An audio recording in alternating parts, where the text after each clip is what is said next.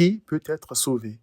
Se rendant compte que son obéissance à la loi de Moïse depuis son enfance, ainsi que ses nombreux actes religieux ne pouvaient pas le sauver, un homme riche s'est retiré de Christ lorsque celui-ci lui a révélé que pour entrer au ciel, il devait renoncer à ses biens afin de ne compter que sur le Christ de Dieu, le Sauveur envoyé par le Père. À ses disciples, Christ a déclaré qu'il serait difficile aux riches, c'est-à-dire à ceux qui se confient dans leur richesse, d'entrer dans le royaume de Dieu. Il a illustré cette vérité en disant qu'il était plus facile à un chameau de passer par le trou d'une aiguille qu'à un riche d'entrer dans le royaume de Dieu. Marc 10, 23 à 25. Les disciples, stupéfaits, ont donc demandé « Mais alors, qui peut être sauvé ?» Il est écrit.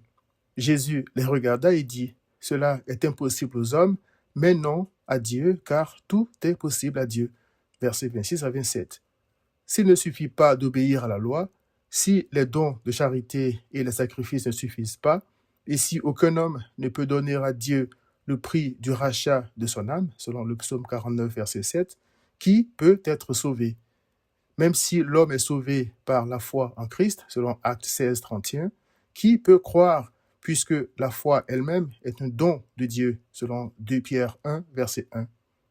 La bonne nouvelle, c'est que Christ est venu accomplir ce qui est impossible à l'homme, c'est-à-dire donner à Dieu le prix du rachat. Il a dit « Venez à moi, vous tous qui êtes fatigués », c'est-à-dire de courir vainement après la paix de l'âme, et chargés, c'est-à-dire par le poids du péché et de ses effets sur l'âme, et je vous donnerai du repos. Matthieu 11, 28. Ce repos, c'est aussi la paix inexplicable de Dieu dont parle Philippiens 4, verset 7.